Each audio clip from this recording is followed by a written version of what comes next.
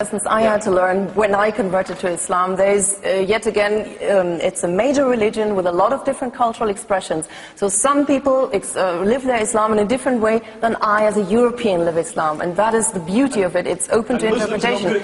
Yes, that's the key but point. you see, exactly, and you see the point is, for social harmony, for cohesion, for in our multicultural society, it is very important. We try to understand each other. We try to understand the other person's value, the other person's viewpoints. If the Catholic Church had, and I'm, as I say, an atheist, if the Catholic Church had a PR campaign, the fact is it would be laughed out of court here. It would be considered, yes it would. The Catholic Church would be considered to be wrong.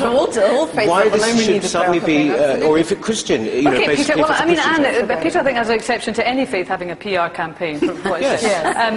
Would you share that view? We live in a media I think this PR campaign is absolutely great. And the reason, one of the reasons I think it's great is because information and knowledge and understanding is always good of anything or anybody or any group. And I'm feeling particularly blessed at the moment. I thought I knew quite a lot about Islam. At the moment, we've got a Muslim living with us, and I'm learning so much more. And I'm so glad he's come to stay with us, because I thought I knew about Islam, and now I know much, much, much more about it. And I mean, I love your point that we shouldn't judge Islam by Muslims. Christianity shouldn't be judged by Christians. We're all sinners, And getting out what the message is supposed to be is always a good thing, and the gay rights campaign has done fantastic work over the last 3 decades. Can we ignore facts like in Saudi Arabia, a largely Muslim country, women aren't allowed to drive, and on the other hand you're saying... And that's wrong, and I think the voices... But then it's very difficult for people to understand the message that Muhammad believed in women's rights. In Christian countries, until a century ago, a lot of women didn't vote, and yet Christianity has been responsible for the feminist movement. Hang on, Gita, and then Tamina. I mean, I agree with a lot of what you're saying, but I don't think a PR campaign is the right way to go. Because the point is, if you're trying... people explain, you say, don't explain it to us. There are different types of understanding. And how do you foster dialogue? I'm trying to make my point, which is that the practices... I think it's a fundamental point that you're saying don't judge Islam by Muslims. Religion is always an abstract. I think you do judge what people do. And of course, all Muslims, at the point I made, don't do the same thing. They're attacking each other. And there's very little support. Hang on. Well, I'm not a Muslim. Okay, hang on, let's not attack Gita. Finish your point. And the fact is that there's a huge tolerance in this society for very extreme groups, which are in the Respect Party, in the Stop the War Coalition, in the East London Mosque, the Jamaat-e-Islami, the Muslim Brotherhood. What message do you think they should be putting out? Who attack Muslims who are standing up against extremism and practicing an Islam that is not extreme.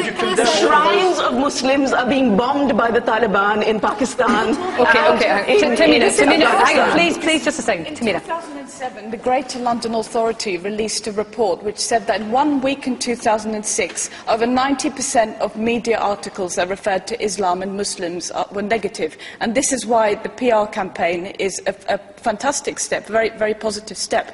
And just 2 weeks ago, we had this group, Muslims Against the Crusades, disrupting the homecoming parade of the Royal Anglican Regiment. Now, I've lost count of the number of media articles that say Muslim protesters this, Muslim protesters that, without making it extremely clear that this is a fringe minority group, and that the vast majority of Muslims do not agree with what they're doing. But do the majority of Muslims not need to get that message out, to distance themselves very publicly? Hang on, Peter. The problem is that I would agree, yes, that you do have to make that distinction, and you do have to get the message out about the majority of moderate Muslims.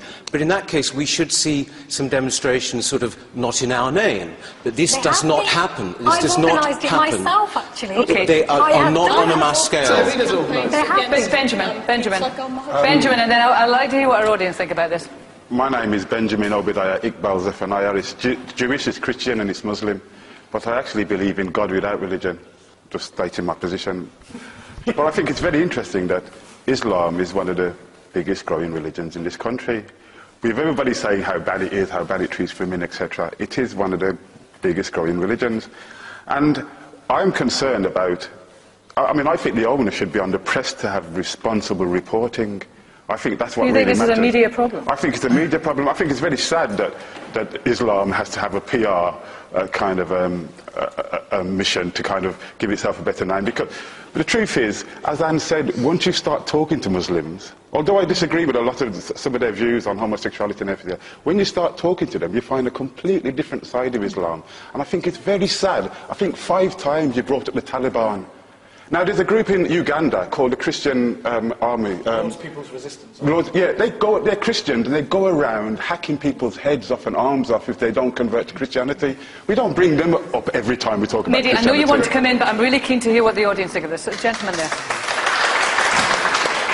Islam is a comprehensive way of life, socially, economically, and morally. But practice by some people are very bad, which they call themselves a Muslim, but they are not proper Muslims.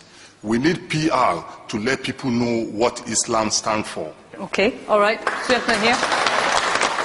First of all, my eldest son converted to Muslim, and every time I agree, Islam needs PR.